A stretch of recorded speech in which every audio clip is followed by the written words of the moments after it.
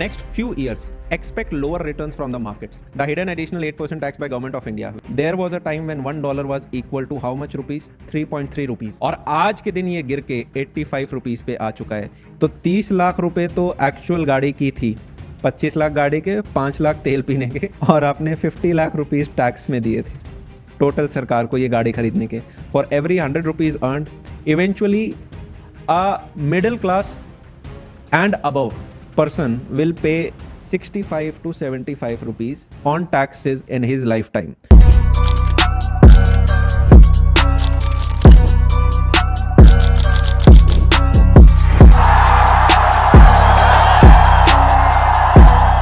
So, hi everyone, this is Boy Aman Agarwal और आज की वीडियो बड़ा ही इंपॉर्टेंट होने वाला है उन सभी लोगों के लिए जो कि 2025 में एंटर कर रहे हैं और 20s और 30s के अंदर हैं.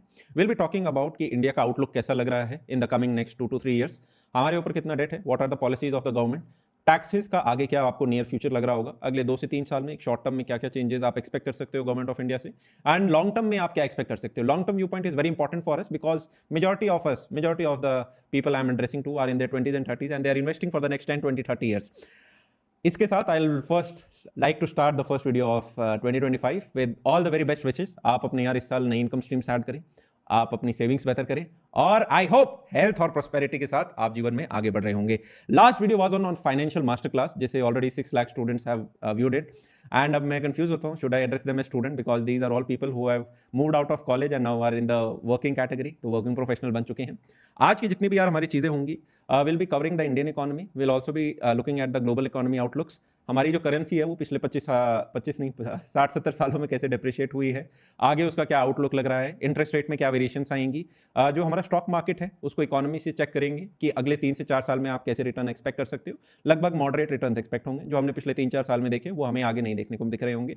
उसका रीजन क्या होगा, उसकी हम एक मैथमेटिकल कैलकुलेशन करेंगे. Warren Buffett, Charlie Munger have always said that nobody can predict the market. If somebody is saying that they can predict the market, they are lying and I totally agree with them. तो आप कभी market predict करने के पीछे मत जाओ. आपका हमेशा उद्देश्य ये होना चाहिए कि क्या मैं कंपनी को वैल्यू कर पा रहा हूँ या फिर क्या मैं अभी करंटली जो इंडेक्सेस हैं इनको वैल्यू कर सकता हूँ, क्या अभी ये करंटली ज़्यादा प्राइस में तो इन्हें इवेंचुअली मीन के ऊपर आना है, या फिर ये अभी यार कम है स्टॉक पर कंपनीज की जो अर्निंग है वो काफ़ी अच्छे हैं तो eventually they will follow up. आज इसी के ऊपर हम अच्छे से डीप डाउन डाइव कर रहे होंगे. इसके साथ I will be talking about one interesting topic जो कि शायद कवर कम किया जाता है, which is the 9th wonder of the world, right. मैं आपको हमेशा यार बोलूँगा, आपको कई वीडियोस मिलेंगे जहाँ पे आपको देखने को मिलेगा कि यार आप 5,000 रुपीज़ की SIP करेंगे, 10,000 रुपीज़ की SIP करेंगे और डाउन द लाइन ये इतना बड़ा कॉर्पस हो जाएगा. वो जो भी नंबर होता है ना उसमें से आप -8% कर लेना जब भी आप इंटरेस्ट रेट देखें. सो इफ़ यू आर 15% से आपका कंपाउंड हो रहा है, कोई कहे 15% से आपका बढ़ेगा, तो उसमें से 8 और घटा देना इन्फ्लेशन का, 9th wonder of the world, और 7% पे टोटल देखना. That will be the eventual corpus जो कि 30th, 3rd और 4th डेकेड में आपको इवेंचुअली बेटर रिटर्न्स लाके दे रहा होगा अगर आप 7% पे उसे करेंगे. 7% ब्याज का मतलब ये होता है कि हर 10 साल में आपका पैसा डबल हो रहा होगा. तो 2, 4, 8, 16 पे अगर हम जाएं तो 10 साल बाद, फर्स्ट डेकेड बाद आपका जो वैल्यू है वो डबल हो रही होगी, 2 डेकेड बाद वो 4 टाइम्स हो रही होगी, 3 डेकेड बाद वो 8 टाइम्स हो रही होगी और 4 डेकेड टाइम वो 16 टाइम्स हो रही होगी. So if you invest in the Indian markets around 1 crore rupees today a lump sum, और आपका लगभग हम मान लेते हैं 14% रेट, क्योंकि 14-15% हम रेट इसलिए ले रहे हैं, क्यों ले रहे हैं आपको मैं हिस्टोरिकल डेटा दिखाऊंगा. अब तक सेंसेक्स ने 14% का एवरेज रेट दिया है और अगर हम निफ्टी 50 का TRI देखें तो डैट इज अराउंड 13.5%, तो आप 13-14% लगभग मान सकते हैं. उस 14% में से 8% हटा लेना. Government will say it is 4 + -2%, right? But in the last financial master class, I have explained in detail. I took around 30-40 minutes to explain. 8% inflation है जिससे आप जूझ रहे होंगे. मेडिकल एक्सपेंसेस हैं, दे आर 12 to 14% के बेसिस पे वो महंगाइयाँ बढ़ रही हैं. स्कूल फीस है, आप जानते हैं जब मैंने अपने टाइम में स्कूल किया था और आज उस स्कूल की जब मैं फीस देखता हूँ, मैं जब रेट कंपाउंड करता हूँ तो डबल डिजिट इन्फ्लेशन चल रही है एजुकेशन के अंदर.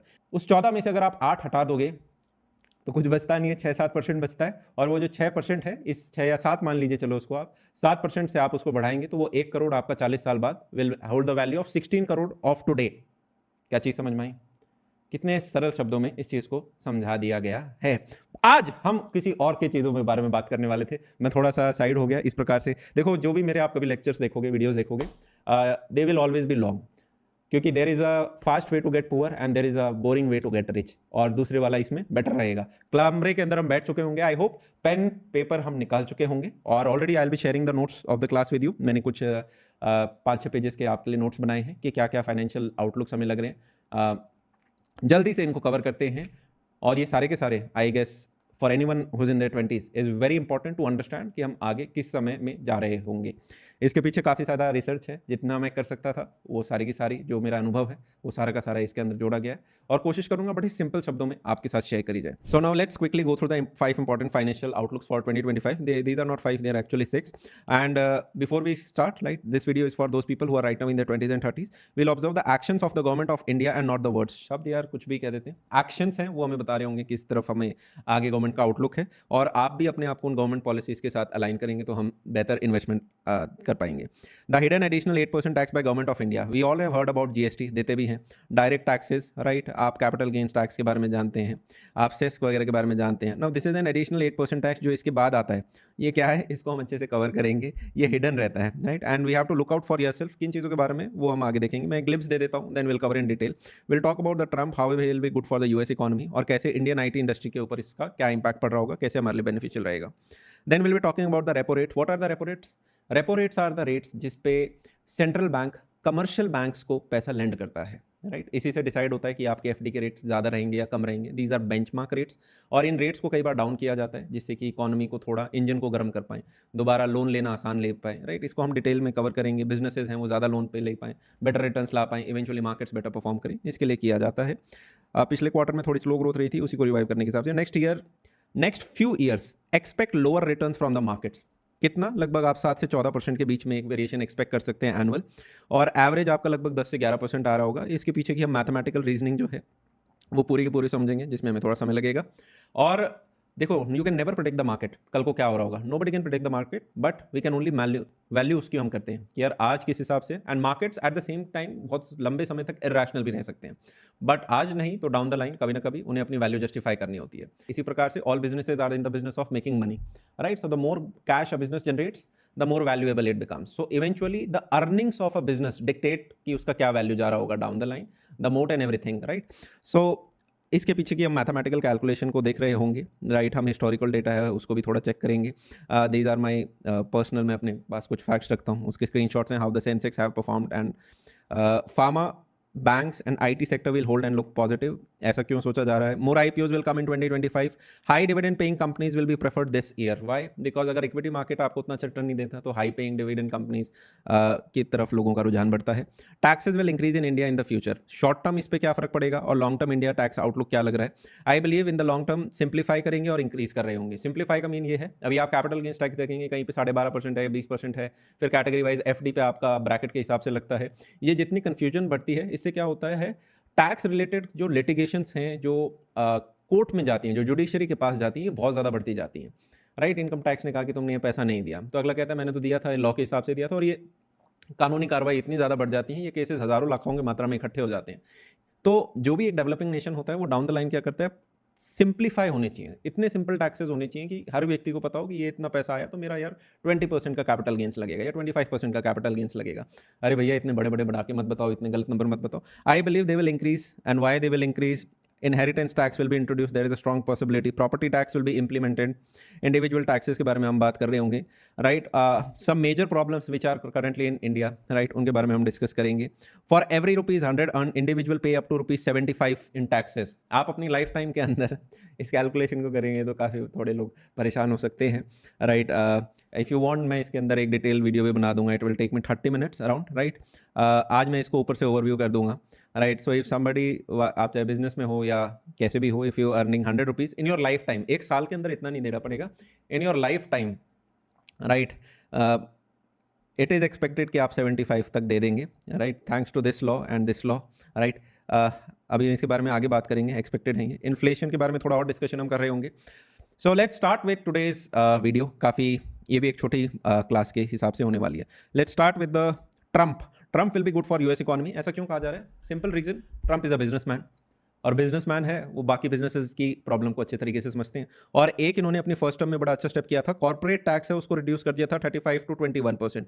This was a very good decision for all the corporates, क्योंकि ये जो 14% का रिलीफ है, this is a major relief. इनके लास्ट 4 ईयर्स की जो टर्म थी उसमें 56% का ग्रोथ रेट आया था यूएस मार्केट के अंदर, which is also a good return.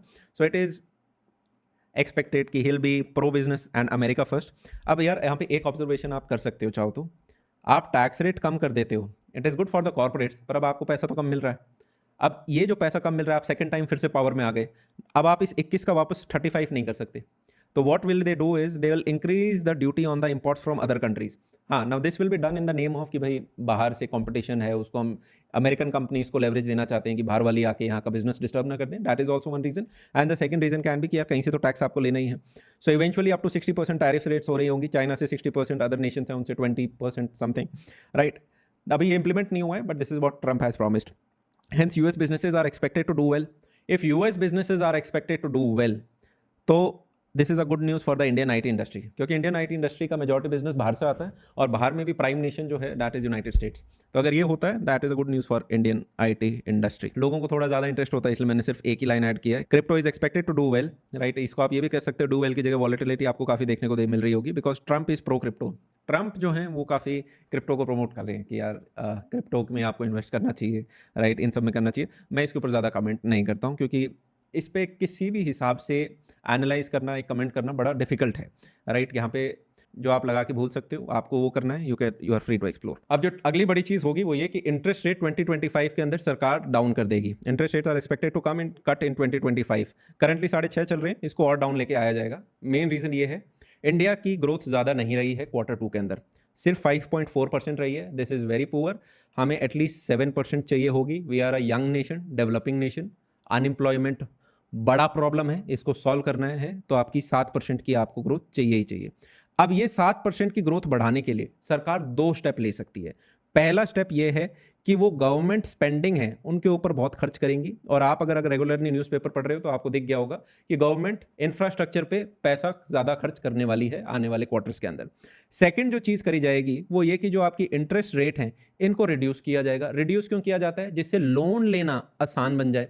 Loan कौन लेंगे? बिजनेसेस लेंगे। बिजनेसेस ज़्यादा लोन लेंगे तो मतलब पैसा स्पेंड करेंगे, इन्वेस्ट करेंगे, और रोजगार बढ़ाएंगे, और अच्छा प्रोडक्शन आएगा, तो इवेंचुअली इकोनॉमी घूमेगी। इट इज सेड कि for every rupee spent infrastructure creates more job, और ये चीज़ सरकार को तो पता ही है। तो सरकार क्या कहेगी? अच्छा भाई, हम इलेक्शन के टाइम पे हमारे पे रिस्ट्रिक्शन थी, हम ज़्यादा खर्चा नहीं कर पाए, हमारा क्वार्टर कमज़ोर रहा, वीक रहा, अब हम क्या करेंगे? दिसंबर तो एक वैसे ही फेस्टिवल सीजन रहा, पर Q3 के साथ अब Q4 में भी प्लस 2025 के अंदर आगे भी आप देखेंगे government will spend more on infrastructure, क्योंकि हर रुपी जो आपने स्पेंड किया है उससे लोअर लेवल पे अच्छे लोगों को जॉब्स मिलती है काफ़ी ज़्यादा मात्रा में, वो फिर और खर्चा करते हैं जिससे इकोनॉमी गर्म होती है। सेकंड जो चीज़, आपने इंटरेस्ट रेट कम कर दी तो लोगों के लिए हाउसिंग लोन का इंटरेस्ट भी कम हो गया है, बिजनेसेस के लिए लोन लेने का इंटरेस्ट भी कम हो गया है, तो ये चीज़ें बढ़ेंगी तो आपकी इकोनॉमी यहाँ से भी गर्म होना स्टार्ट होगी, और होपफुली फिर आने वाले जो क्वार्टर्स हैं उनमें हमें इंडियन इकोनॉमी की ग्रोथ अच्छी मिल रही होगी। स्टॉक मार्केट की बात नहीं कर रहे, इंडियन इकोनॉमी आपको दोबारा रिवाइव करने के लिए सरकार पूरी ताकत लगाएगी, right. Because in India unemployment is a much bigger problem than महंगाई। महंगाई बढ़े ठीक है, पर अगर बेरोजगार रह गए तो बड़ी प्रॉब्लम है, और स्पेशली इतने बड़े यंग नेशन में। वो तभी होगा जब आप एटलीस्ट 7% से ऊपर का आपको ग्रोथ रेट देंगे क्वार्टर ऑन क्वार्टर। इस सिचुएशन को वैसे एक नया टर्म स्टैगफ्लेशन दे दिया गया कि भाई महंगाई तो बढ़ रही है पर ग्रोथ उतनी ज़्यादा नहीं हुई, राइट। कोई बात नहीं, सरकार इसके लिए अकॉर्डिंगली मेजर रहेगी। पर रेपो रेट जब भी कम किए जाते हैं, एक तो यार रेपो रेट से कभी भी डरना नहीं है। रेपो रेट को आप चाहें तो इंटरेस्ट रेट मान लेना, ठीक है। रेपो रेट होता है कि सेंट्रल बैंक जो है देश का, वो जो कमर्शियल बैंक्स हैं उनको किस रेट पे ब्याज, किस ब्याज पे पैसा देता है। इसको आप ऐसे भी समझ सकते हो, मैंने आपके लिए चाहूँ तो रेपो रेट एक बेंचमार्क की तरह एक्ट करता है। हमने क्लास में डिस्कस किया था, फाइनेंशियल मास्टर क्लास में। अगर आज 6.5% की रेपो रेट है, आप इसे गूगल सर्च कर सकते हैं, तो आपकी एफडी भी अकॉर्डिंगली सेट होगी, डेट भी आपको अकॉर्डिंगली रिटर्न्स देंगे, और हाउसिंग लोन भी उसी पर डिपेंड करते हैं। अगर ये 6.5 है तो ये आपको 7-7.25% का एफडी में रिटर्न मिल जाएगा, डेट में भी अकॉर्डिंगली उतने रिटर्न मिलेंगे। तो अगर रेपो रेट आपकी कम होती है, मान लो 25 बेसिस पॉइंट्स मतलब 0.25%, 6.25 पे आती है, उससे भी फर्क नहीं हुआ तो हो सकता है ये 6% पे भी लेकर आ जाए, तो इससे क्या होगा? आपका एफडी का रेट भी 1% रिड्यूस हो जाएगा, माइनस हो जाएगा। तो रेपो रेट कम होना क्या एफडी वालों लोगों के लिए अच्छी बात होती है? नहीं। क्या डेट फंड वालों के लिए अच्छी बात होती है? डिपेंड करता है। अगर आप एक न्यू इन्वेस्टर हो और आप लो इंटरेस्ट रेट में डेट फंड में इन्वेस्ट कर रहे हो तो आपके लिए तो खराब बात है, पर अगर आप एक ओल्ड इन्वेस्टर हो जिसने तब पैसा डाला था जब इंटरेस्ट रेट अच्छे थे, और अब आप एक फॉलिंग इंटरेस्ट रेट में, आपको बेनिफिट होता है। इसको कभी आपको समझना हो तो मैंने फाइनेंशियल मास्टर क्लास में भी समझाया था, नहीं तो कभी डिटेल में दूसरे लेक्चर में देखेंगे। हाउसिंग लोन वालों के लिए क्या अच्छी बात है? बिल्कुल अच्छी बात है, आपको इंटरेस्ट रेट कम देना पड़ेगा। बिजनेसेस के लिए क्या अच्छी बात है? बिल्कुल अच्छी बात है, क्योंकि अब आपको लोन ईजिली मिल रहा होगा। आप ज़्यादा लोन लेंगे, आप बिजनेस के ऊपर ज़्यादा लगा पाएंगे, ज़्यादा लोगों को रोजगार मिलेगा, वो फिर खर्चा ज़्यादा करेंगे, इकोनॉमी को वापस रिवाइव ऐसे दे रहे होंगे। अब इससे यार दो चीजें हैं जिनका नुकसान होता है, पर जैसे ही आप रेपो रेट को कम करोगे तो इन्फ्लेशन बढ़ेगी। हो क्या रहा है, आपने रेपो रेट को कम कर दिया, मार्केट में पैसा ज्यादा फ्लो हो रहा है, लोग लोन ज्यादा ले रहे हैं, आप तो पीछे प्रिंट कर रहे हो, आपने तो लेंड कर दिया सेंट्रल कमर्शियल बैंक्स को, अब लोन भी ज्यादा लिया जा रहा है, मार्केट में लिक्विडिटी ज्यादा बढ़ गई है, लिक्विडिटी बढ़ गई मतलब इन्फ्लेशन बढ़ गया, इन्फ्लेशन बढ़ गया मतलब रुपये की वैल्यू अब उतनी और लोअर जाएगी। आप सरप्राइज हो गए जान के, there was a time when $1 was equal to how much rupees, 3.3 rupees, और आज के दिन ये गिर के 85 रुपीज पे आ चुका है। एक तरीके से आज उस $1 की वैल्यू के कंपैरिजन में हमने अपने आप को 25x to 30x time depreciate कर लिया है। डिनोमिनेटर में लगा लेना इसको। मैं यहाँ पे आपको एक ऐसा स्टैट दिखाऊंगा जिसे देख के हमें थोड़ा बुरा लगेगा, और वो ये है, आप ये जो चार्ट देख रहे हो, ये चाइनीज की करेंसी वर्सेस डॉलर है। यहाँ पे आप देखोगे तो 1980s के अंदर जो रेट थी, $1 इक्वल टू 2 युआन था। धीरे धीरे ये बढ़ता गया, यहाँ भी युआन अपनी पोजीशन कुछ नहीं कर पा रहा था, डॉलर के बदले इनकी रेट बढ़ती गई, पर मैक्स कहाँ तक, 8.7 तक। ये 1990s की बात कर रहे हैं। इसके बाद इन्होंने अपने काफ़ी सारे इकोनॉमिक रिफॉर्म्स करे, जिसके बाद युआन की पोजीशन स्ट्रांग होती गई और डॉलर के अगेंस्ट ये स्ट्रांग होते गए, और आज की अगर आप बात करोगे तो लगभग 7 युआन इक्वल टू $1 पे हैं।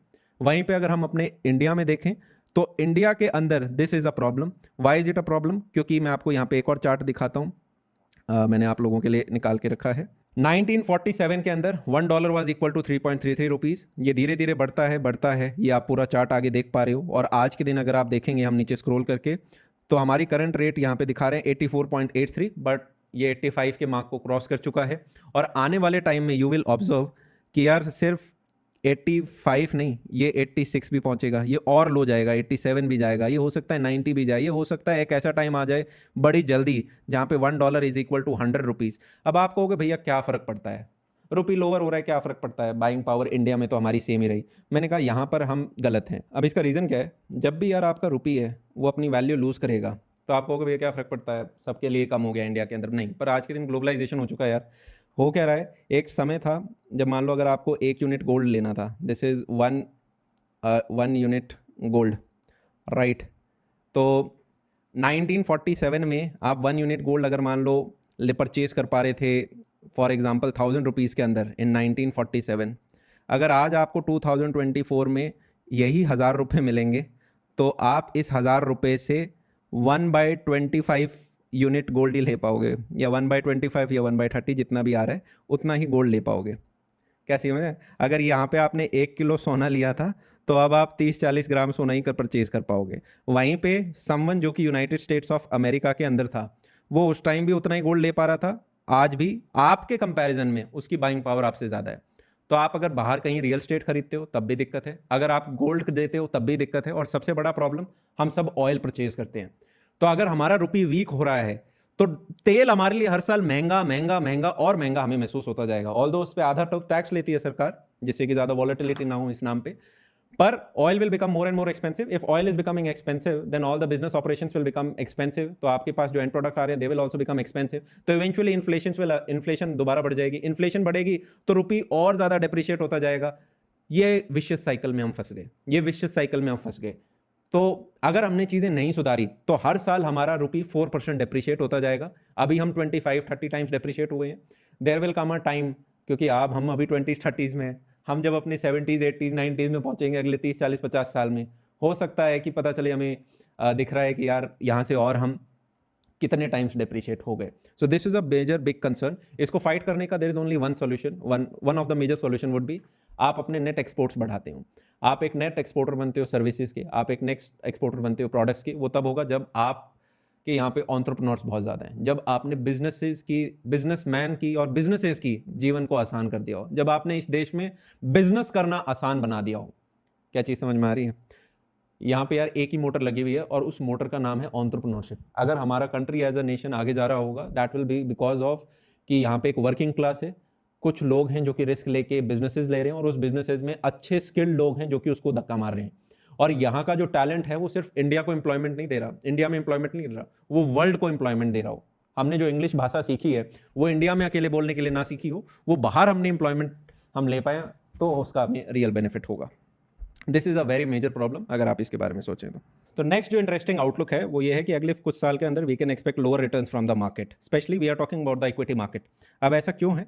मेरा मानना है कि, इनफैक्ट मेरा नहीं, मैथ्स का मानना है कि अगले 4 to 5 ईयर में आप रिटर्न एक्सपेक्ट कर सकते हो somewhere between 7 to 14% annual returns. तो एवरेज लगभग 10 से 11% का रिटर्न अगले कुछ साल में हम एक्सपेक्ट करेंगे। अब हमें आदत हो चुकी होगी इनफैक्ट यू लास्ट की भैया पिछले कुछ सालों से तो एवरेज रिटर्न इज अराउंड 20%, अगर हम लार्ज कैप्स की बात करें, और मिड कैप स्मॉल कैप में जाते हैं तो 25-35% रिटर्न। कोविड के बाद मेरा पैसा डबल हो गया, 2.5 टाइम्स हो गया। बट अगले कुछ साल इतना कम क्यों आ रहा है? This will be justified by maths. अब देखो यार, जब भी मैं मैथ्स का लॉजिक आपको बता रहा हूँ, I always say nobody can predict the market and market can be very irrational. वो इतने लंबे समय तक इरेशनल रह सकते हैं। You can always check the 1929 depression, वहाँ पे ऑल टाइम हाई से 100 रुपये अगर आपने इन्वेस्ट किए थे तो 89% ड्रॉप हो गया था मार्केट, सिर्फ 11 रुपये बचते हैं आपके पास। एंड हाई भी वो काफ़ी लंबे समय तक रहा जा सकता है। बट आप अगर आपके पास आज एक समोसा है 20 रुपये का, आप इसको मार्केट में लिस्ट कर दोगे, सो इट इज़ पॉसिबिलिटी कि वो कभी वो 35 रुपये के ऑल टाइम हाई पे हो, कभी वो हो सकता है 8 रुपये में अवेलेबल हो, पर डाउन द लाइन लंबे समय के अंदर इवेंचुअली उसे 20 की प्राइस पे ही आना पड़ेगा। And this can be proved bye, मैंने आपको यहाँ पे अपने कुछ नोट्स के स्क्रीनशॉट दिखाए हैं। हम यहाँ पे बात करते हैं निफ्टी की। जनवरी 2000 से लेके अगर 2025, पिछले 25 सालों में निफ्टी का जो टोटल रिटर्न इंडेक्स रहा है ये लगभग 13.5% रहा है, राइट। इसको आप जाके टोटल रिटर्न इंडेक्स क्या होता है यार, ये आपका निफ्टी इंडेक्स प्लस जो भी आपकी कंपनी डिविडेंड्स में पे आउट आपको कर रही थी उसको आप और ऐड कर लेते हो तो आपका टोटल रिटर्न इंडेक्स बन जाता है। This is a more accurate measure of the Nifty. तो ये लगभग आपका 13.5% रहा है। Even if you talk about Sensex, the top 30 companies, 1986 से लेके अगर मैं 2025 जनवरी तक की बात करूं तो आपका 14% रिटर्न रहा है। और इसको भी मैंने ब्रेक डाउन करा है, अगर कोई इंटरेस्टेड हो तो देख सकता है। 1986 से या 2000 तक थोड़े रिटर्न ज़्यादा थे, 17.5%। 2000 से लेके अब तक के अगर आप रिटर्न देखोगे तो ये लगभग 11% समथिंग रहे हैं। टोटल एग्रीगेट आपका 14% रहा है। तो मैं निफ्टी और सेंसेक्स को कह के अब ये कह सकता हूँ कि ऑन एवरेज ये लॉन्ग टर्म में 13 to 14% की यार आपको रिटर्न दे रहे होते। येस और नो? ये हमें चीज़ क्लियर है। लास्ट फाइनेंशियल क्लास में हमने ये भी डिस्कस किया था कि all businesses are in the businesses of making money. Yes, तो जो बिजनेस ज़्यादा कैश जनरेट कर पाता है उसकी इवेंचुअली ज़्यादा अच्छी वैल्यू मिलेगी। येस और नो? हो सकता है आज वो सस्ता स्टॉक मिल रहा हो, महंगा मिल रहा हो, पर down the line long term में आप देखोगे कि आपको अकॉर्डिंगली उसकी वही प्राइस उसका फॉलो कर रहा होगा। तो इससे मैं ये कह सकता हूँ, यहाँ पे मैंने एक चार्ट बनाया है 2015, 2019, 2020, 2025 के लिए साल लिखा है। निफ्टी 50 का पी रेशियो है, मैं यहाँ पे इसको इनफैक्ट लिख भी देता हूँ।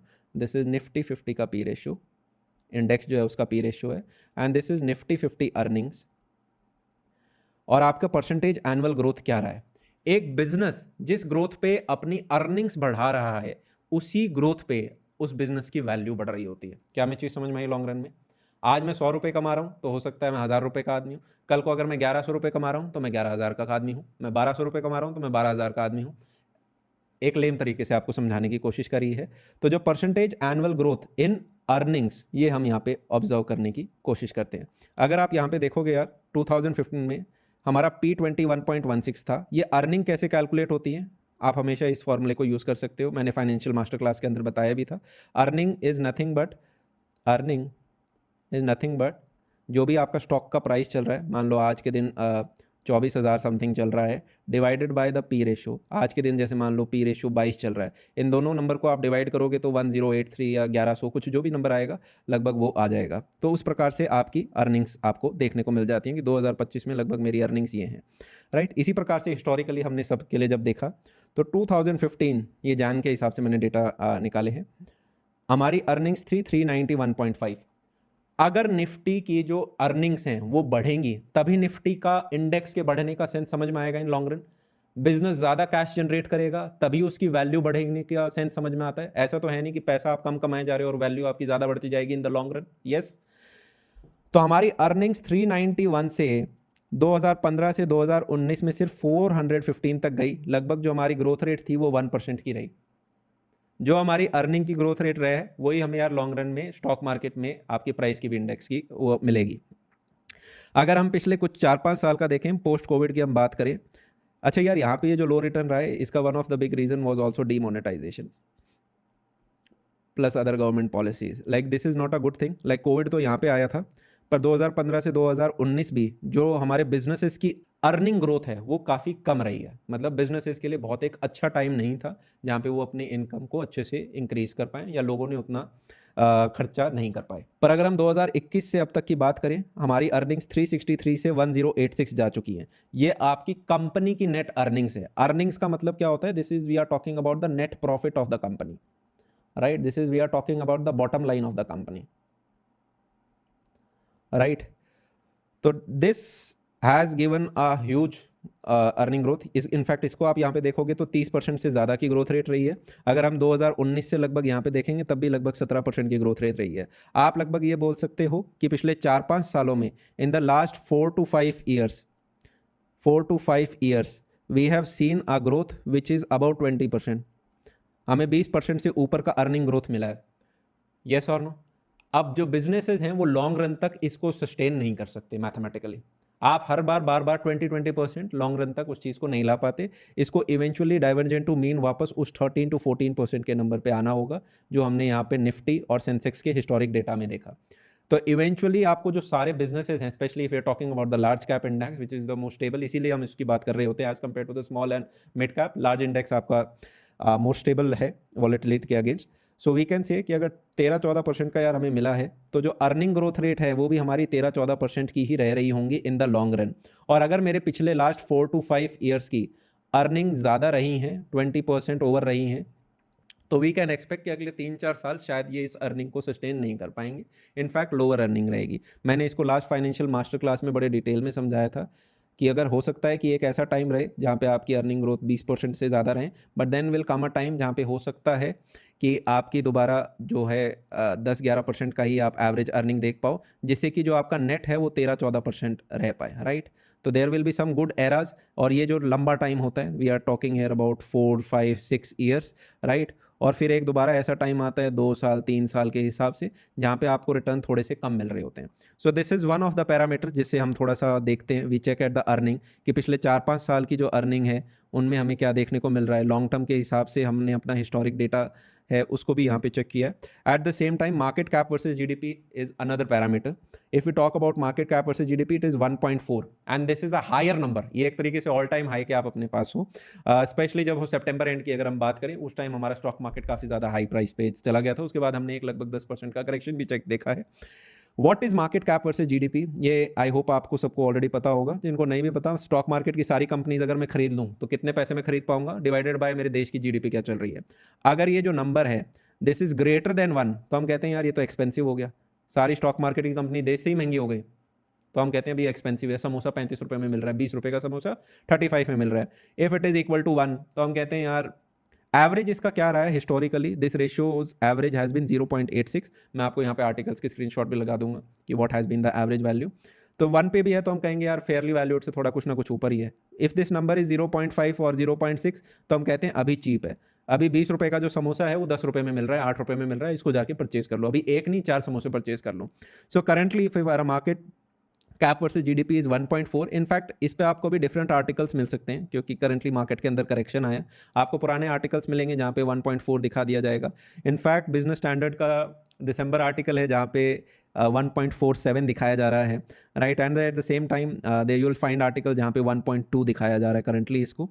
सो I will take an example, I take a बीच का सा value of 1.3 and we'll do some mathematical calculation कि अगर यार आज ये 1.3 है तो इसको इवेंचुअली जो अपना मीन है 0.86 इसके पास आना ही पड़ेगा। आप हमेशा इसको महंगा नहीं रख सकते। समोसा हमेशा 20 रुपये का समोसा बार बार 30 पे नहीं, इसको वापस मीन पे अपने मैथमेटिकली आना होगा। हो सकता है 1 साल में, 2 साल में, 3 साल में, 4 साल में, 5 साल में, कितना टाइम ले। तो अगर ये इवेंचुअली अपने मीन पे आ रहा होगा तो यहाँ पे आपको रिटर्न्स जो हैं वो उतने अच्छे नहीं देखने होंगे। इफ दर इसको आप एक दूसरे एंगल से भी हम चाहें तो सीख सकते हैं। To clarify this even further, I'll take 2-3 more minutes, right? And let's take an example. We don't even have to take example, हमारे पास अभी डेटा ही है। मार्केट कैप वर्सेज जो जीडीपी का रेशियो है वो ये है कि अगर मेरी जीडीपी एक्स वैल्यू की है तो करंटली मेरा market capitalization is 1.3 times of that value x. अब अगले अगर मैं 5 साल के होराइजन के हिसाब से बात करूँ तो 3 केसेस हो सकते हैं। पहला केस ये है कि मार्केट कैप वर्सेज जो जीडीपी है ये हो सकता है कम आ जाए, 0.8 पे गिर जाए।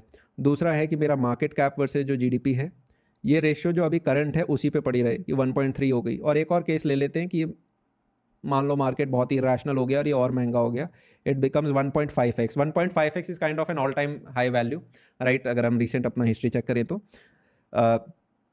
तो इसको अगर हम देखें आने वाले 5 साल के अंदर अगर मेरी जीडीपी आज x है, अगर मैं ये मानूं कि ये जीडीपी आने वाले टाइम में 2x हो जाती है, कि हम 3 ट्रिलियन से 6 ट्रिलियन डॉलर की इकोनॉमी बन जाते हैं, ठीक है, और मेरा रेशियो आपने ये 0.8 कर रखा है, तो ये मार्केट कैप कितना होगा?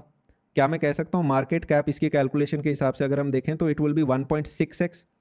क्या आप अब इस चीज़ को कैलकुलेट कर सकते हो कि अगर मैं 1.3x से सिर्फ 1.6x की वैल्यू तक ही जा रहा हूं अगले 5 साल के अंदर, तो मेरा एनुअल रिटर्न क्या होगा? So this annual return, let me calculate it, right, 5 साल के अंदर अगर मैं 1.3 से 1.6x जा रहा हूँ, so my annual return in this particular case will be 4%। तो इस पर्टिकुलर केस में तो 4% है। अगर मैं सेम भी मेंटेन करता हूं तो इस पर्टिकुलर केस में then the rate of return will be 14%, कि आप अभी भी महंगे हो और आप बाद में भी महंगे रहते हो। तीसरा है कि हम महंगे हैं पर हम और महंगे हो जाते हैं, उस पर्टिकुलर केस में आप सोच सकते हो कि हाँ यार 14.5 या 15% जा रहा होगा।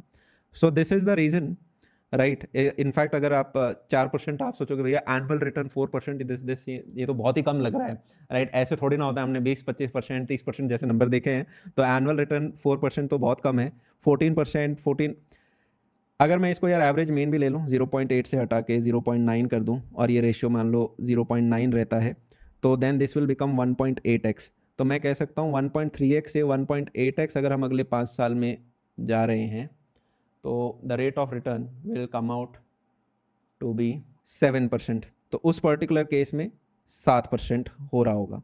So that was one of the reason कि हमने फिर इसको इस प्रकार से लिखा है कि we can expect the returns to be somewhere between 7 to 14%। अगर मार्केट और भी ज़्यादा इरेशनल हो गया तो आप ये सोच सकते हो कि 14 की जगह 15% चला जाएगा, पर इससे ज़्यादा हमें रिटर्न जो हम पहले 20%, 18% देख रहे थे, उस तरीके के रिटर्न तो एक्सपेक्ट करना will be very unlikely, right, in this case. I hope हमें यहाँ पे कुछ क्लैरिटी मिली होगी, मैंने बड़े कम समय में समझाने की इसको कोशिश करी है। नेक्स्ट है pharma, bank and IT sectors will hold and look positive. ऐसा क्यों कहा जा रहा है? आईटी के पीछे तो यार एक सिंगल रीज़न है, हम यूएसए से इसको लिंक कर रहे हैं, और यूएसए बिजनेसेस अगर अच्छा परफॉर्म बेटर करेंगे so then that is good thing for the Indian IT industry. Similarly banks and जो फार्मा है, जब यूजुअली जब भी डिफेंस सेक्टर्स हैं वो अच्छा परफॉर्म करते हैं ऐसे समय के अंदर, तो इसलिए फार्मा की तरफ ज़्यादा देखा जा रहा है। एफएमसीजी की तरफ भी देखते हैं, but due to low consumption FMCG जो है वो उसकी पुअर ग्रोथ रही है। देखो, I am not a stock market advisor, please don't invest as per my advice, right. This has nothing to do. इसको बस आप देखो, समझो, अपना दिमाग लगाओ और आगे बढ़ो, right. High dividend paying companies will be preferred this year. जब आपको ये दिख जाता है कि यार मेरे जो इक्विटी मार्केट में रिटर्न है हो सकता है 7 to 14% रहेंगे, तो ऐसी कंपनी जिनका हिस्टोरिक एविडेंस है कि यार ये अच्छा डिविडेंड देती हैं, ये 4%, 5%, 6%, ज़्यादा 7% का आपको डिविडेंड दे रही हैं, तो उन कंपनी का वेटेज बढ़ जाएगा। तो काफ़ी लोग उनकी तरफ देखेंगे कि यार कोई बात नहीं, रिटर्न ज़्यादा नहीं मिला, कोई बात नहीं, डिविडेंड तो मिला और थोड़ा बहुत इंक्रीमेंट मिल गया, यही हमारे लिए बेस्ट रिटर्न हो जाएगा। More IPOs will be coming in 2025। देखो, जब भी मार्केट महंगा होता है तो it is a good time to list your companies. 2024 के अंदर हमें कई सारे आईपीओज देखने को मिले, और उनकी सक्सेस देख के अब 2025 के अंदर भी काफ़ी सारे आपको आईपीओज देखने को मिल रहे होंगे, right. Taxes will increase in India in future. This is something जो कि कई सारे लोगों को अफेक्ट करेगा इन द नेक्स्ट 20-30 ईयर्स।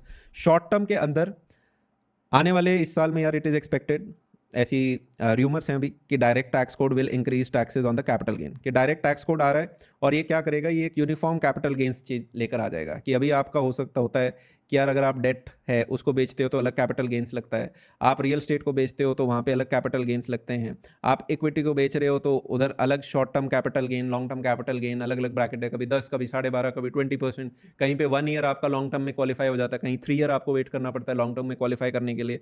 वहीं पर अगर आप एफडी में इन्वेस्ट करते हो तो आपको जो भी आपका टैक्स ब्रैकेट है उसके बेसिस पे आप डिडक्ट होता है। तो this is confusing. So direct tax code क्या कहेगा, वो ये कहेगा कि भाई जो कैपिटल गेन्स टैक्स है ये कांस्टेंट कर देना चाहिए। अब हो सकता है ये एक बार में ना करें, एक साल, कई कुछ सालों में इवेंचुअली, बट किसी भी नेशन का ये ऑब्जेक्टिव होना चाहिए, स्पेशली अगर आप डेवलपिंग नेशन हो, कि टैक्स रेट जितना सिंपल हो जाए। आप सबको ये बता दो, सिंप्लीफाई कर दो कि भाई जो कैपिटल गेन्स टैक्स है दिस विल बी 20%। अब आप कहोगे भैया बढ़ाओ मत, अभी 12.5% है। मैं नहीं बढ़ा रहा, हो सकता है गवर्नमेंट आने वाले टाइम में खुद ही बढ़ा दे, हो सकता है इसको 25% भी कर दे आज से 15 साल 10-15 साल के अंदर, क्योंकि हमारी इतनी भूख होगी, हमारी इतनी नीड होगी, राइट। सरकार इसको बढ़ाएगी क्योंकि हमारी आबादी 150 करोड़ की है, मैं कई बार बता चुका हूँ। 150 करोड़ में से टैक्स सिर्फ 7 करोड़ लोग देते हैं, और इन 7 करोड़ में से भी 5 करोड़ लोग हैं जो ज़ीरो टैक्स देते हैं। वो टैक्स फाइल तो करते हैं पर ये दिखाने के लिए कि भाई हमारा ज़ीरो टैक्स फाइलिंग अमाउंट आया है, और इसमें से सिर्फ 2 करोड़ लोग हैं जो टैक्स पे कर रहे हैं। तो एक तरीके से 2 करोड़ लोग ही डायरेक्ट टैक्स पे कर रहे हैं, मैं और इसे करेक्ट करके बोल देता हूं। And this is also one of the reason why there is a heavy tax. ये मेरा पर्सनल ऑब्जर्वेशन है कि अगर यार 150 करोड़ में से सिर्फ 2 करोड़ लोग ही टैक्स ब्रैकेट में आ रहे हैं, पर हमें ऑन ग्राउंड पता है कि यार कई सारे ऐसे लोग भी हैं जो इनकम को दिखाते नहीं, कई सारे ऐसे लोग हैं जो इनकम को कम करके दिखाते हैं। अब सरकार उन लोगों से टैक्स कैसे ले? जिसके पास भी पैसे हैं वो गाड़ी तो खरीदेगा, तो गाड़ी में 40-50% आपका पैसा टैक्स में जाता है। जिसके पास गाड़ी है वो ऑयल पक्का खरीदेगा, तेल डालना होगा तो ऑयल में भी आपका अच्छा टैक्स है। जिसके पास पैसे हैं वो गोल्ड खरीदेगा, तो गोल्ड में भी आपके टैक्सेस हैं। ऑल्दो स्मॉल लेवल पे टीयर 2 टीयर 3 में लोगों ने उसके भी सॉल्यूशन ढूंढ रखे हैं, राइट। वो रियल स्टेट खरीदेगा तो वो जितना एटलीस्ट वाइट का पैसा देगा उस पर 7% टैक्स मिल जाए। तो ये वो अच्छे कपड़े खरीदेगा तो वहाँ पे इनडायरेक्ट जीएसटी मिल जाए, वो अच्छे होटल में जाके खाना खाएगा तो वहाँ पे इनडायरेक्ट जीएसटी मिल जाए। तो देयरफॉर इंडिया के अंदर इनडायरेक्ट टैक्स को रखना, शरीफों के लिए तो डबल टैक्सेशन हो रहा है, और जो नहीं दे रहा उससे लेने का तरीका हो रहा है, राइट। तो शॉर्ट टर्म के अंदर डायरेक्ट टैक्स कोड जैसी जो चीज़ें आएंगी ये कैपिटल गेन्स को सिंप्लीफाई करने की कोशिश करेंगी। सिंप्लीफाई का मतलब ये नहीं है कि उसको कम कर देंगी, सिंप्लीफाई मतलब आज के दिन another major problem which is rising is the number of cases, income tax cases which are increasing in the judiciary. Income tax department आता है, कहता है तुमने ये पैसा नहीं दिया, तो अगला कहता है मैंने तो दिया था, ये लॉ थे, और वो कोर्ट के पास पहुंच जाते हैं। तो ये जो पेंडिंग केसेस की मात्रा ये हजारों लाखों में अब पहुंचने लग गई हैं। तो सरकार कह रही है इनको सॉल्व कौन करेगा? तो ऐसे लॉ बनाओ जिसमें कंफ्यूजन ही ना हो, सिंप्लीफाई करो टैक्सेस कि ये टैक्स है, ये सबको देना पड़ेगा। इनफैक्ट आने वाले समय में it would be very good कि अगर सरकार ये कह दे कि आप जो भी पैसा कमाने वाले हो उस पर 20%, देखो मैं तो कम करना चाहूँ, या मैं कहीं मेरे को लोग कहें कि यार आप ज़्यादा क्यों लिख रहे हो, बट इवेंचुअली 20-25% का एक टैक्स आपका लगने लग जाएगा, राइट, कैपिटल गेन्स के अंदर। इनहेरिटेंस टैक्स है, ये आने के एक स्ट्रॉन्ग चांस है। इस बार इलेक्शन कैंपेन में भी इसके बारे में काफ़ी स्ट्रांगली बात करी जा रही थी, और मेरा मानना है कि 5 साल नहीं तो 10 साल नहीं तो 15 साल नहीं तो 20 साल नहीं तो 25 साल नहीं, बेसिकली जितने भी 20s-30s में जब आपके बच्चे होंगे और जब आप इनहेरिटेंस आगे दे रहे होंगे, एक स्ट्रॉन्ग पॉसिबिलिटी है कि इनहेरिटेंस टैक्स आ चुका होगा। ये यूनाइटेड स्टेट्स के अंदर भी है, बाकी डेवलप्ड नेशंस के अंदर भी है, एंड ये 30 से 33% कुछ आ सकता है, एक अच्छा tax bracket to tax the ultra rich and anyone who has. ऐसा हो सकता है कि भाई जिसकी भी 5 करोड़ से ऊपर की एसेट्स हैं उस 5 करोड़ से ऊपर के ऊपर आपको 33% इनहेरिटेंस टैक्स देना पड़ेगा। तो दिस कैन, प्रॉपर्टी टैक्स है पर इंप्लीमेंट इतने अच्छे से नहीं होता है, इसको इंप्लीमेंट किया जाएगा। तो अगर आपने कोई रियल स्टेट खरीद रखी है तो आपने पहले रजिस्ट्री टैक्स दिया, अब आप उस प्रॉपर्टी को होल्ड कर रहे हो, तो जैसे यूनाइटेड स्टेट्स में एक प्रॉपर्टी टैक्स होता है, यहाँ भी आपका प्रॉपर्टी टैक्स आ जाएगा। बस दिक्कत ये है उधर रेंटल्स हाई होते हैं, यहाँ रेंटल्स उतने हाई नहीं है, तो property tax will be implemented down the line. Individual tax up to 40-50% हो जाएगा। अगर आप अभी अपने आपकी अगर ठीक सैलरी है, आप करोड़ों में अगर कमाते हैं, तो वो ऑन पेपर आपको दिखता है कि 30% टैक्स ब्रैकेट है, पर जब आप उसमें सेस वगैरह सारी चीज़ मिला देते हैं तो आप 40% के ऊपर आज भी पहुंच जाते हो। तो 42 से 50% होना कोई बड़ी बात नहीं होगी individual high income tax payers के लिए। तो जब मैं इन सारी चीज़ों को जोड़ देता हूँ तो मुझे कुछ ऐसा सा महसूस होता है, मैंने कैलकुलेट भी किया, इसमें मैंने इनडायरेक्ट जीएसटी जो आपका लग रहा है, आप कहीं जाते हो तो 28% जीएसटी दे रहे हो या 18% जीएसटी दे रहे हैं, राइट। आप मैं उसको अब कितने में लिखूँ, मैं इनफैक्ट एक एग्जांपल भी लेने वाला था, if you want like this would be very interesting. So suppose there is a very popular car like Fortuner, let's talk about Fortuner. तो फॉर्च्यूनर आपको मार्केट में फॉर एग्जांपल मान लो 50 लाख की मिल रही है, तो आज के दिन ये जो 50 लाख है इसमें से लगभग 50% से ऊपर 52% के करीबन टैक्स जाता है सीधा सरकार को।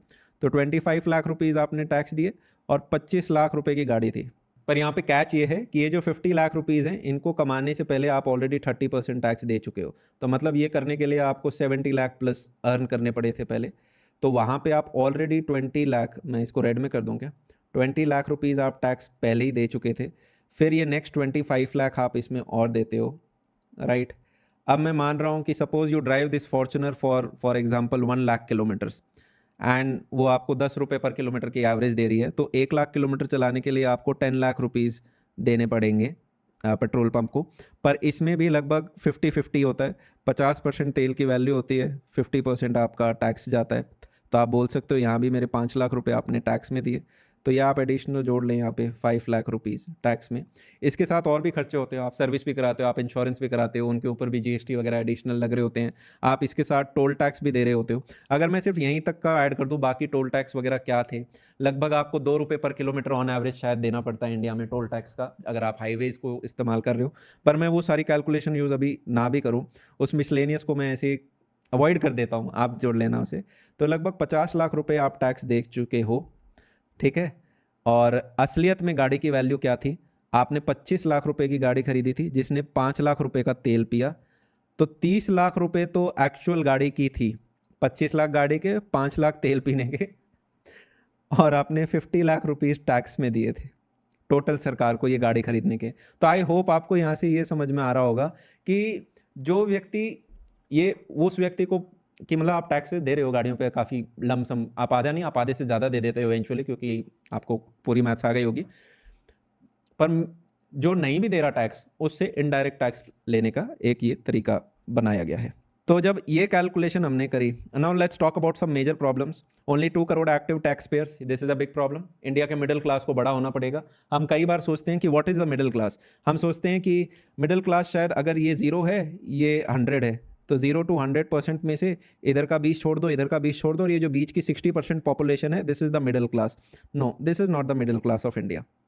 ये डेफिनेशन गलत हो जाएगी। मिडिल क्लास आप उस व्यक्ति को, this will be a debatable and in fact again very long topic, पर आज के दिन आप ये मान सकते हो, मैं सिर्फ ग्राफिकली अगर दिखाऊं तो ये जो इतना पोर्शन आपको दिख रहा है, राइट, लगभग यहीं पे आपकी मिडिल क्लास आपको देखने को दिख रही होगी, और इस पोर्शन को बढ़ना पड़ेगा, इंडिया के मिडिल क्लास को और एक्सपैंड होना पड़ेगा, तब जाके ही और ज़्यादा टैक्स पेयर्स आएंगे, ठीक है, तब जाके, वरना एक लिमिटेड पे बर्डन बढ़ता जाएगा, टैक्स रेट्स और ज़्यादा बढ़ते जाएंगे। तो employment is very important, entrepreneurship is very important for our country, right. In short, person will, आप ये तो यार मैं छोड़ ही देता हूँ, छोटे मोटे टॉपिक हो गए। अब जीएसटी है एयर प्योरीफायर्स के ऊपर, एजुकेशन के ऊपर देयर इज एन 18% जीएसटी। आप डेवलप नेशंस के अंदर जाओगे तो एजुकेशन फ्री होगी, यहाँ पे आप अगर एजुकेशन में कुछ करते हो तो आपको उधर 18% आप जो भी ले रहे हो लेना पड़ेंगे। Insurances, luxury, high taxes, private vehicles के ऊपर। Plus there is another one issue, अभी हमने यहाँ पे समझा कि यार 30 लाख की गाड़ी का टोटल था, पर हमने दिया उस पर 50 lakh rupees, we took the example of Fortuner, but आप इस गाड़ी को 10-15 साल से ऊपर चला ही नहीं सकते, right. 10 year rule in Delhi and 15 year rule भी ले लें।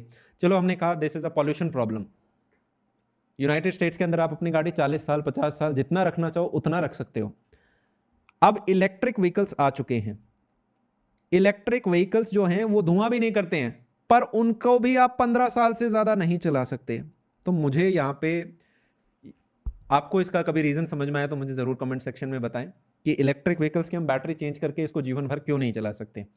बट इसके ऊपर भी आज के दिन 15 साल का कैप किया हुआ है। एक तरीके से क्या ये फोर्स किया जा रहा है कि यार तुम गाड़ी तो 30 लाख की लोगे, पर इस पे जो तुम हमें एक्स्ट्रा 50 लाख रुपीज़ टैक्स देते हो, इसको हम मिस नहीं करना चाहते।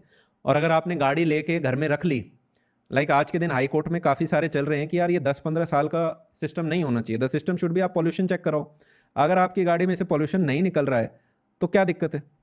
अगर वो पॉल्यूशन चेक्स को वेरीफाई कर रही है, कोई आदमी होता है अपनी गाड़ी बड़ी संभाल के रखता है, ज़्यादा किलोमीटर ड्राइव नहीं करता, वो व्यक्ति अगर अपनी गाड़ी 10 की जगह 15, 15 की जगह 20 साल रखना चाहे तो क्या इशू है? But may be one of the issue would be कि टैक्सेस में काफ़ी एक मेजर लॉस देखने को मिलेगा। That's why may be electric vehicles पे भी आप 15 साल के बाद आपको चेंज करने का लिए कहा जा रहा है, बल्कि यहाँ पे आपको कोई रीज़न भी नहीं दिख रहा। अगर मैं कुछ मिस कर रहा हूँ तो मुझे ज़रूर आप कमेंट सेक्शन में बताएं और मुझे करेक्ट करें। इन शॉर्ट, मैंने इसको रफ में कैलकुलेशन किया था, इफ़ यू लास्ट मैं लॉन्ग कर दूंगा पर वीडियो और लंबा हो जाता। For every 100 rupees earned, eventually a middle class and above person will pay up to ₹75 on taxes in his lifetime. इसके पीछे की ये बड़ा अनरियलिस्टिक लग रहा होगा आपको, लग रहा है नहीं 75 कैसे?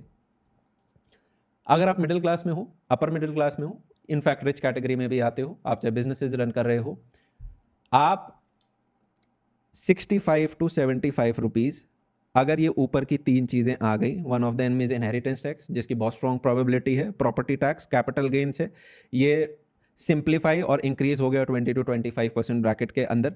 इनफैक्ट आज अगर आप कोई इन्वेस्टमेंट कर भी रहे हो तो आप यूं सोचना कि यार 25% काटेंगे कैपिटल गेन्स का, आज चाहे वो 12.5% हो, आपको वो कई साल बाद निकालना है। तो be prepared for everything, right. Individual taxes भी आपके कम होते हुए नहीं दिख रहे मुझे अभी, तो ऐसा होगा, मैं आपको आज ही बता देता हूँ। एंड इसको एक मेथड भी कहा जाता है। For example, if you are increasing the tax rates, लोगों में गुस्सा आएगा तो अब उसको शांत कैसे करें? किसी एक चीज़ में टैक्स रेट कम कर दो, फिर लोग थोड़े शांत हो जाएंगे। जैसे कि ऐसा हो सकता है, एंड लेट अस सी अगर ये होता है या नहीं, आज हम वीडियो डाल रहे हैं कि आज के दिन एफडी एक बड़ा प्रॉब्लम होता है, क्योंकि इसका आपके हायर टैक्स ब्रैकेट पे जाता है। अगर एक मिडिल क्लास की इनकम जिसकी अच्छी सैलरी है तो उसको कैपिटल गेन्स 30% तक देना पड़ेगा, क्योंकि अपने टैक्स ब्रैकेट के हिसाब से। वहीं पे अगर आप इक्विटी में डाल रहे हो और लॉन्ग टर्म में जा रहे हो तो कैपिटल गेन्स पे आपको सिर्फ 12.5% का टैक्स देना है। There is a possibility, in fact banks हैं वो अपील भी कर रहे हैं फाइनेंशियल मिनिस्ट्री को कि यार ये एफडी को भी इसी ब्रैकेट में डाल दो ना कैपिटल गेन्स के लिए, कि अगर शॉर्ट टर्म है तो 20% ले लो, लॉन्ग टर्म जा रहा है तो 12.5% ले लो। और हो सकता है गवर्नमेंट इसको अप्रूव भी कर दे कि यार चलो यार ये चीज़ आप कर लो, लोग खुश होंगे, अरे वाह एफडी का कम हो गया। फिर 5-10 साल बाद ऐसा हो सकता है इसको काट के 20% कर दें और लॉन्ग टर्म वाले को 25% कर दें। तो इवेंचुअली एक चीज़ टैक्स बढ़ाते एक जगह कम होगा, थोड़ा रिलीफ होगा और लोग शांत हो जाए थोड़ा, फिर इवेंचुअली वापस बढ़ाना वो जा रहा होगा। तो यहाँ पे ये नहीं है कि my main objective here is not कि हम किसी को पॉइंट आउट करें, माई ऑब्जेक्टिव इज कि आप कुछ अभी इन्वेस्ट कर रहे हो तो आप यूँ सोच लेना कि ये सारे टैक्सेस आएंगे, उस हिसाब से आप अपनी प्लानिंग करना लॉन्ग टर्म की। इनमें से कोई नहीं आया, इसकी बड़े कम चांस है, नहीं आया तो बोनस है, दैट इज आवर बोनस। तो जो भी आप अपनी कुछ कैलकुलेशन करते हैं उसमें आप इन नंबर्स को एड ऑन कर सकते हैं। In short, a person will work 9 months for the government and 3 months for himself, right. अच्छा, लेट्स टॉक अबाउट द जो चीज़ मैंने प्रॉमिस करी थी लास्ट में, द 7% 8% हिडन टैक्स। ये 7% 8% हिडन टैक्स, इसको हिडन टैक्स बोल देते हैं। ये वो टैक्स है, आपने अगर आज के दिन बैंक में 100 रुपये रखे कि ये मेरी सेविंग्स में मैंने अपना रख दिया, ठीक है। अब ये जो 100 रुपये है ना, आप अगले साल, एक सेकंड के लिए मान लो कि आपको 3% भी नहीं मिल रहा जो सेविंग्स में मिलता है, अगले साल इसकी बाइंग पावर 93 रुपीज़ की बच जाएगी, 93 या 92 रुपीज़ की बच जाएगी, क्योंकि there is an inflation of 8%। Government is printing more money, right. क्यों कर रहे हैं वो सारा आज हमने इन्फ्लेशन के बारे में थोड़ा समझा भी, बाकी you can check the master class, उसमें और डिटेल में बताया हुआ है मैंने। तो होगा क्या, आपके जो 100 रुपये हैं अगले साल उनकी बाइंग पावर 92-93 रुपीज़ की रह पाई, बिकॉज ऑफ लाइफस्टाइल इन्फ्लेशन या फिर आपके एजुकेशन, हेल्थ केयर, टोटल जो इन्फ्लेशन आपका सारा बढ़ रहा है इसकी वजह से।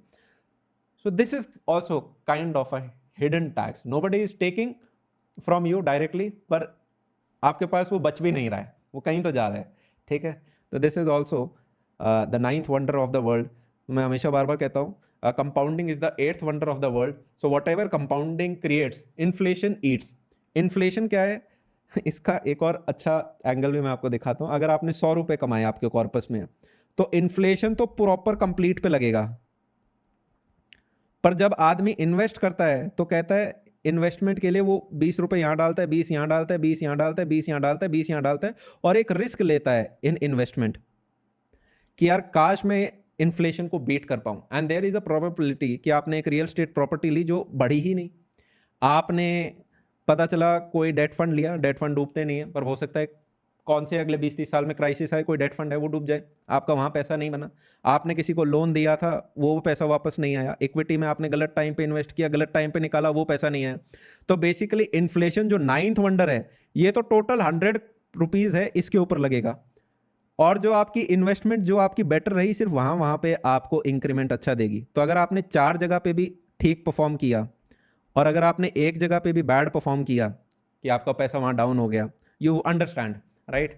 तो आपके लिए एक तरीके से रिस्की बेट हो गई दैट थ्रू आउट लाइफ जो भी आपकी सेविंग्स है, you have to keep investing them somewhere consciously, जिससे कि you can beat the 9th wonder of the world, right. So that's why it is very important कि आप आज के दिन न्यूज़पेपर्स पढ़ें, राइट? जो भी आपका पास समय है, invest that time in reading some good financial newspaper. I always recommend 3 newspaper. You can check Business Line, you can check Financial Express, और तीसरा आपको अगर थोड़ा इजी ओवरऑल देखना है तो आप इकोनॉमिक टाइम्स है, इसको भी हिसाब से देख सकते हैं, राइट? इसी के साथ मैं आज का सेशन समाप्त करता हूँ. इन्वेस्टमेंट से कोई भी मिडिल क्लास वाले, जितनी भी यार हमारी जनता है, अपर मिडिल है, ये आप बहुत ज़्यादा यूँ मत सोचना पैसे बन जाएंगे. हमेशा कैपिटल बनेगा, जो भी आप स्किल है उस पे आप कितना अर्न करते हैं उसके हिसाब से. So you have to focus more on your earnings and also on your savings. ठीक है, इसी के साथ आज का ये सेशन हम समाप्त करते हैं. तब तक के लिए love you all, take care. और जिन भी नए यूजर्स हैं, फाइनेंशियल मास्टर क्लास नहीं देखी, आई एम स्ट्रांगली रिकमेंडिंग, गो 2 से 3 घंटे अपने लगाओ और उस सारी लर्निंग्स को एक नोटबुक के ऊपर लिखो. एंड उसमें एक सबसे इंपॉर्टेंट लर्निंग ये है that you have to focus on the earning part and you have to focus on the saving part. Investment we just do to fight the 9th wonder of the world, और थोड़ा बहुत ऊपर हो गया तो bonus है, right? सो तब तक के लिए love you all, take care and see ya. Stay away from F&O trading, right? Unemployment in India breeds F&O trading. Only very few, 1 out of 100 people make money, and there are very big sharks which are investing in it. इनसे दूर रहो. They will be many times these are promoted. Games भी promote होते हैं, ये सारी चीज़ promote होती हैं.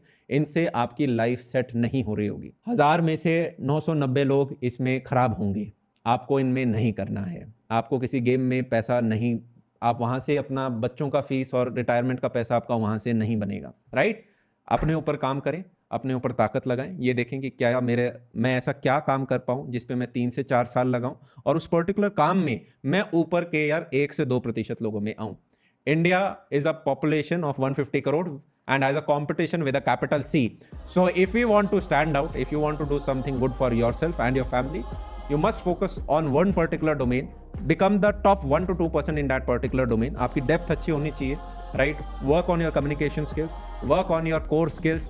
इसी के साथ आज का सेशन समाप्त करते हैं. तब तक के लिए love you all, take care and see you. I'm in line with the stars, I'm in sync with the earth. 10 toes deep, flower child from the turf. I never switch sides, like even when I die, I'ma ride for the squad, let her ties in the hurt.